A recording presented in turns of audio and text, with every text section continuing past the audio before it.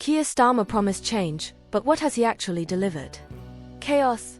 His government, the one that swore to cut bureaucracy and streamline the system, has instead created 25 new quangos. Yes, 25, each one another layer of inefficiency, another committee of unelected bureaucrats tightening their grip on Britain.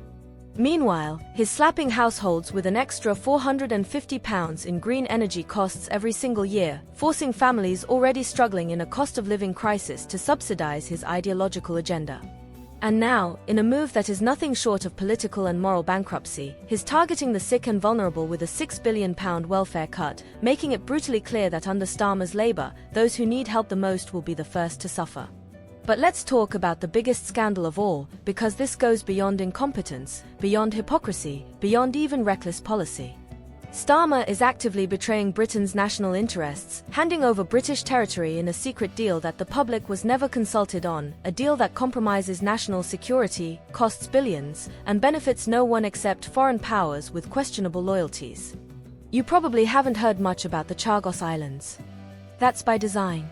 Because if the full details of what Starmer is doing were plastered across the front pages of every major newspaper, there would be riots in the streets. Diego Garcia, the largest island in the Chagos archipelago, is one of Britain's most strategically vital military assets, a cornerstone of our nuclear deterrence and a critical communications hub for our submarine fleet. It is operated jointly with the United States and serves as a key base for projecting power and maintaining security across an entire hemisphere. This is not some uninhabited speck in the ocean, it is a crucial piece of Britain's defence infrastructure, and Starmer is giving it away. And here's where it gets even more outrageous. Not only is he surrendering British territory, but is paying £8.9 billion to Mauritius just to lease back what we already own. Think about that for a second. Nearly £9 billion of taxpayer money vanishing into thin air, just so we can continue using a base that has been legally and practically British for decades. Who benefits from this? Because it certainly isn't the British people. It isn't our military, which has repeatedly warned that giving up control of Diego Garcia is a catastrophic mistake. It isn't the Chagosians, many of whom have said they want to remain British and have serious concerns about what will happen to their rights under Mauritian rule. No, the real beneficiaries of this deal sit in Beijing, rubbing their hands as Starmer's government opens the door for Chinese influence in one of the most geopolitically crucial areas on the planet. China has been methodically expanding its presence in the Indian Ocean, securing port access, forming strategic partnerships, and looking for ways to undermine Western military presence in the region. By handing over the Chagos Islands to Mauritius, Starmer is essentially paving the way for Beijing to establish a foothold in an area that has long been under Western control. This isn't speculation. This isn't a conspiracy theory. This is reality, and the security expert Starmer should be listening to have already sounded the alarm. And let's talk about the legality of this. The UK's High Court is now being challenged to rule on whether Starmer's government even has the constitutional power to unilaterally cede British territory. Conservative peers argue that Parliament was never given the opportunity to properly debate or approve this, meaning Starmer has deliberately bypassed democratic processes to push through an agreement that could have devastating consequences.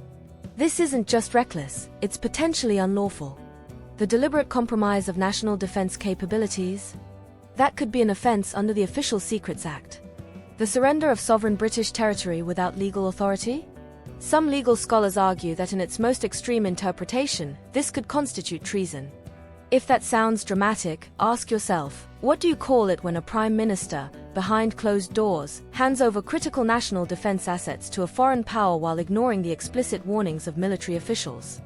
What do you call it when billions of taxpayer pounds are spent with no oversight, no public consultation, and no parliamentary approval? And if you think this is the end of the story, you'd be wrong, because this is only one of the disastrous policies Starmer is unleashing on Britain. His government is hemorrhaging taxpayer money, forcing British households to bear the cost of ideological experiments that don't work, and undermining our national interests at every turn. Ask yourself this: if Starmer is willing to trade away British territory for nothing, what else is he prepared to sacrifice? Because history has shown us time and time again, when weak leaders start giving away what's ours, it never stops at just one betrayal. Keir Starmer is gambling with Britain's future, and the stakes couldn't be higher. He's not just making bad decisions, he's making disastrous ones, throwing billions into an untested, unrealistic fantasy while the country teeters on the brink of financial and institutional collapse. His grand plan?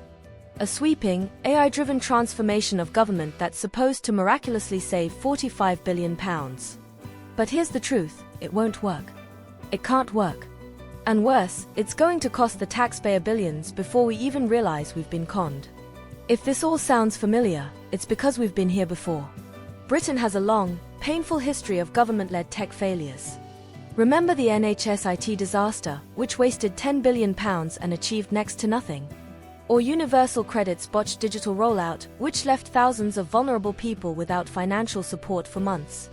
These aren't minor hiccups. These are catastrophic failures, and Starmer is charging full speed ahead into yet another one, except this time, it's on a scale that could make all previous debacles look like minor accounting errors. And here's the contradiction at the heart of Starmer's AI obsession. While he claims to be streamlining government, his administration is creating bureaucracy at an unprecedented rate. 25 new quangos since taking office. That's a new bureaucratic body every single week, each one an expensive black hole for taxpayer money. How do you simplify governance while simultaneously building the largest red tape factory in British political history? The answer is simple: you don't. This is classic politician doublespeak.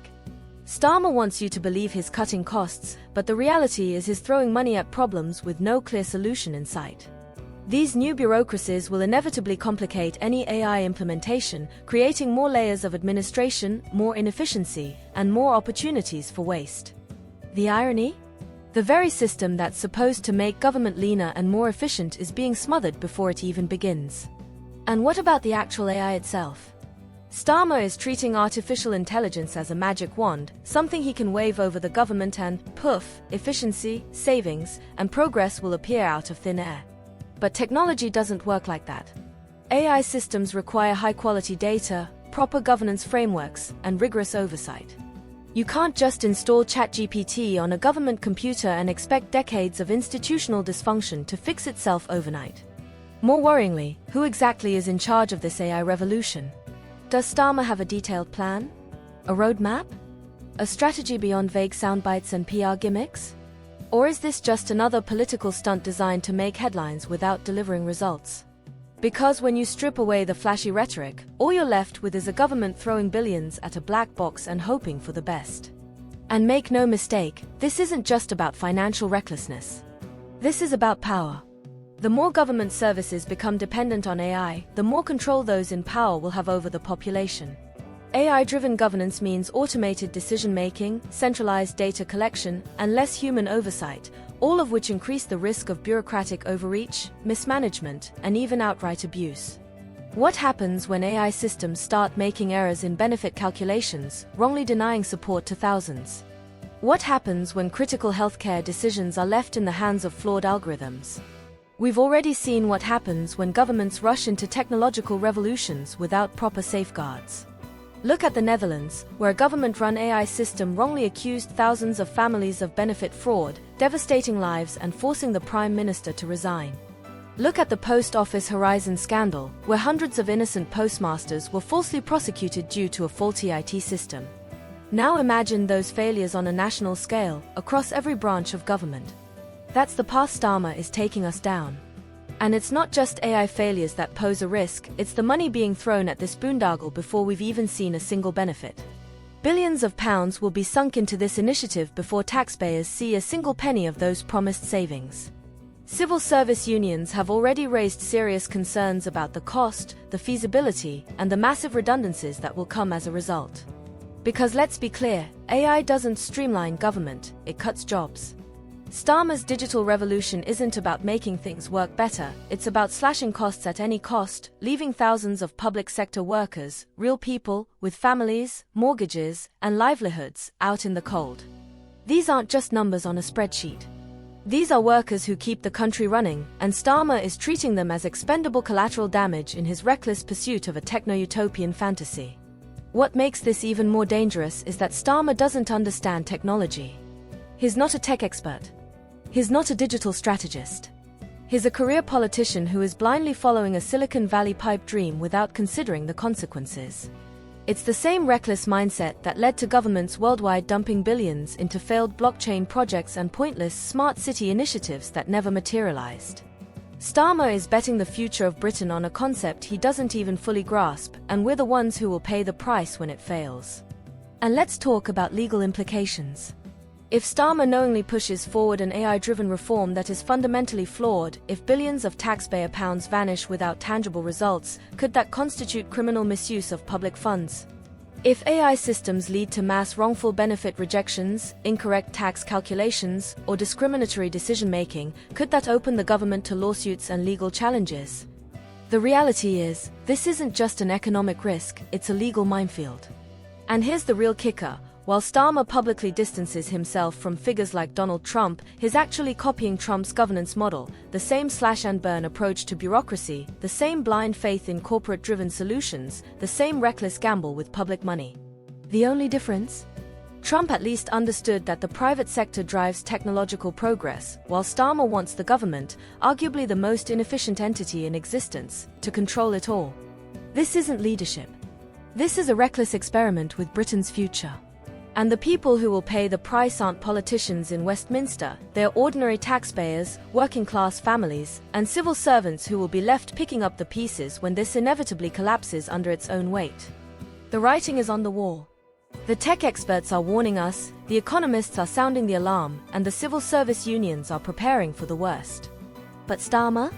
He's doubling down on a fantasy, a multi-billion-pound vanity project that could end up being one of the most expensive political mistakes in British history.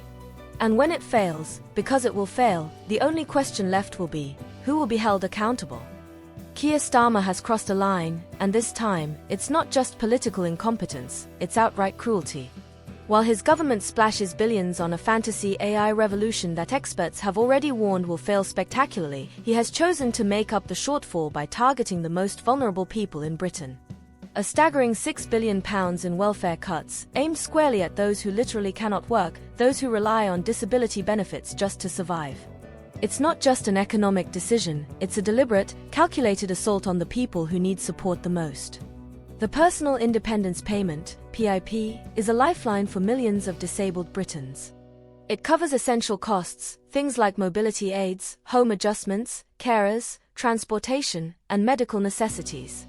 For many, it is the only thing standing between them and absolute destitution.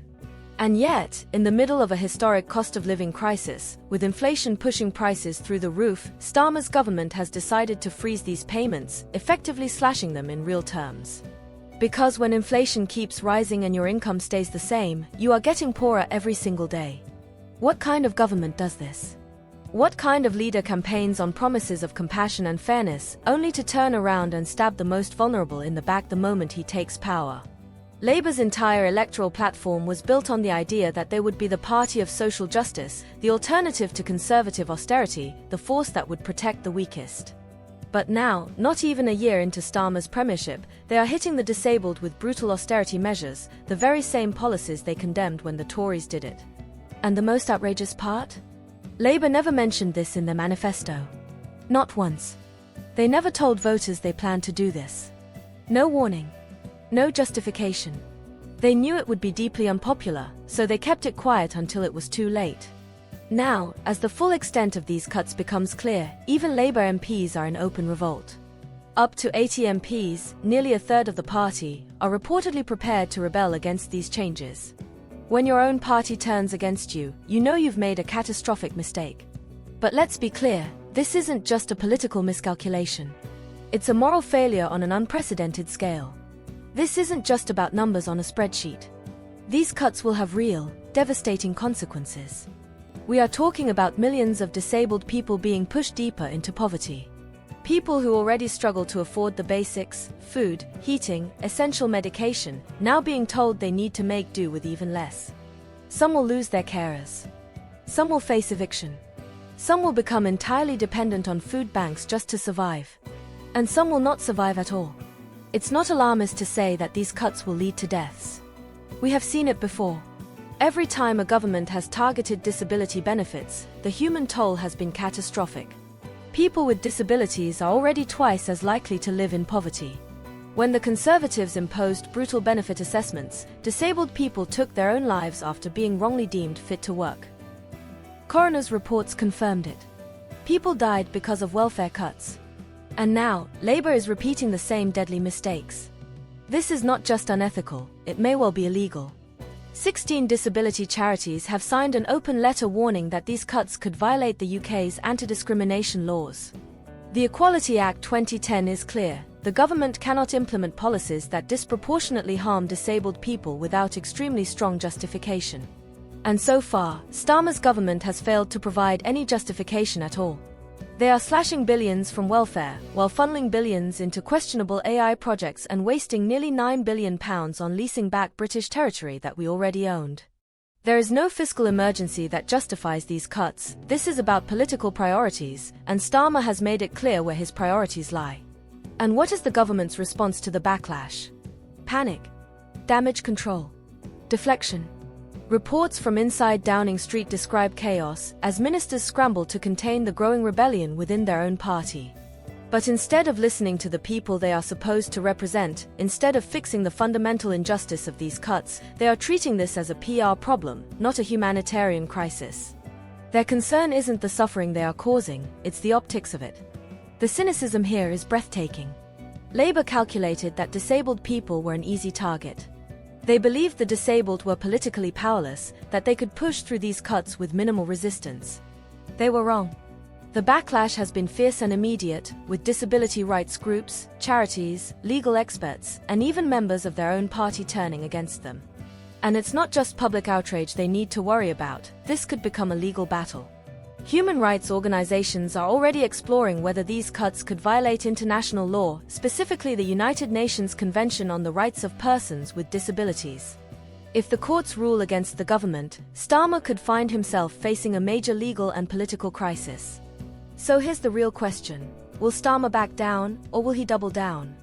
Because history tells us that when governments commit to austerity, they rarely admit they were wrong. Instead, they push harder, justify their actions with misleading statistics, and gaslight the public into believing the suffering is necessary. But let's be absolutely clear, this suffering is not necessary. It is a choice. Starmer is choosing to cut support for disabled people while simultaneously expanding bureaucracy, gambling billions on risky AI projects, and throwing taxpayer money at failed energy schemes. He is choosing to fund his political ambitions at the expense of the most vulnerable in society. And the people of Britain will not forget this betrayal. Labour ran on a platform of fairness, of justice, of ending cruel conservative austerity. This is the exact opposite of what they promised. The voters who backed them believing they were choosing compassion over cruelty have been lied to, deceived, and abandoned. The question now is, how much further will Starmer go? If he is willing to target the sick, the disabled, and the vulnerable, who will be next? What other betrayals are coming? If this government is already disregarding human rights laws, how long before it disregards democratic principles altogether? The people who supported Labour did not vote for another round of conservative-style austerity. They did not vote to see disabled people forced into destitution. They did not vote for a leader who cares more about his media strategy than the lives of the people he governs. And they will not stand for it. Keir Starmer's government is bleeding Britain dry. While working-class families struggle to keep up with skyrocketing energy bills, rising supermarket prices, and a crumbling NHS, Starmer is siphoning billions of pounds from the public under the guise of a green transition. It's the biggest scam of the decade, a hidden tax on every household, masked as environmental responsibility, when in reality it's a direct wealth transfer from struggling Brits to massive green energy corporations. The numbers don't lie. £12 billion a year is quietly extracted from ordinary people to fund green energy subsidies, hidden charges, and corporate handouts. But here's the real scandal: 66% of these costs don't even appear on your energy bill. Instead, they're embedded in higher supermarket prices, increased restaurant costs, and rising inflation across every sector. You don't see the tax, but you feel it every time you check out at the till, every time your heating bill arrives, and every time you wonder why your salary isn't stretching as far as it used to. And what's the excuse? Starmer's government swears that these green subsidies will save you money in the long run. That investing in renewables will lower electricity costs. But let's be absolutely clear, this is a lie. The truth is that wind and solar are more expensive, not cheaper. Experts have been sounding the alarm for years. Renewables require massive government subsidies to remain viable, and those costs are always passed on to the consumer. Dr. John Constable, director of the Renewable Energy Foundation, has exposed the reality: renewables are intrinsically expensive due to their physics and are not viable without subsidy. Yet Starmer and his ministers continue selling the fantasy that the green transition will magically bring down prices, even as bills keep rising year after year. And let's talk about the massive corporate greed behind all this. These so-called green policies are not about saving the planet, they're about making the right people rich. £2.3 billion a year is funneled into contracts that guarantee profits for renewable energy companies, regardless of whether they deliver. Another £7.8 billion funds the Renewables Obligation Scheme, forcing suppliers to buy expensive green energy at any cost. And then there's £1.86 billion being wasted on small-scale feed-in tariffs, yet another hidden wealth transfer from the public to well-connected green businesses. This isn't environmentalism. This is a government-sanctioned racket, where ordinary people are paying through the nose so that private companies can collect billions with zero accountability. Meanwhile, official estimates predict that these costs will surge to £14.8 billion annually by 2030.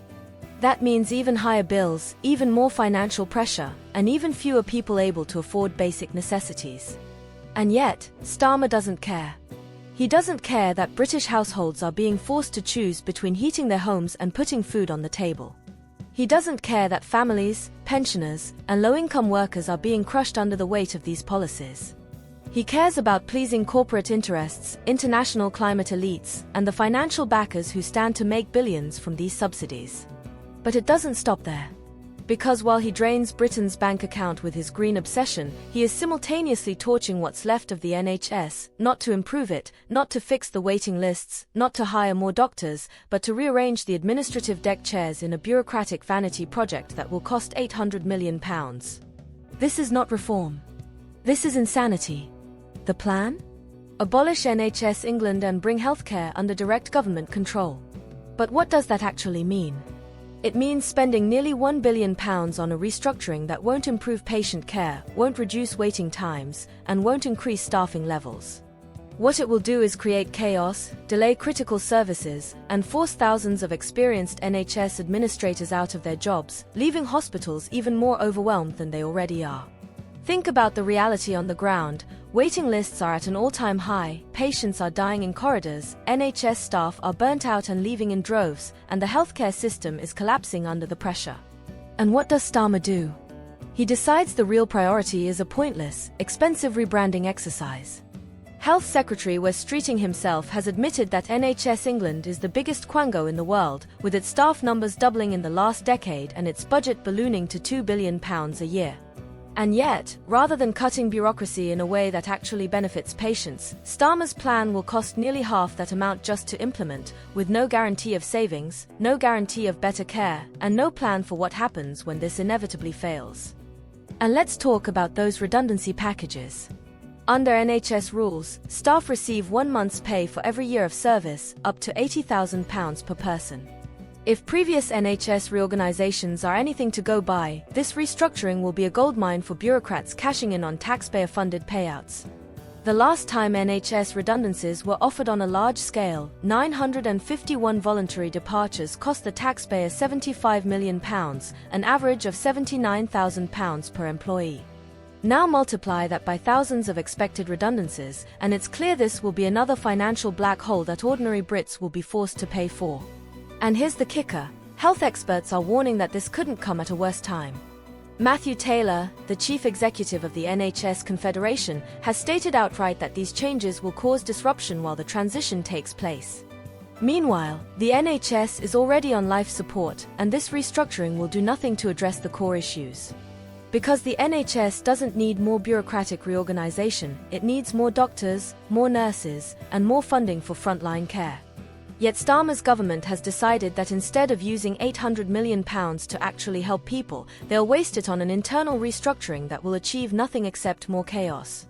And it might not even be legal.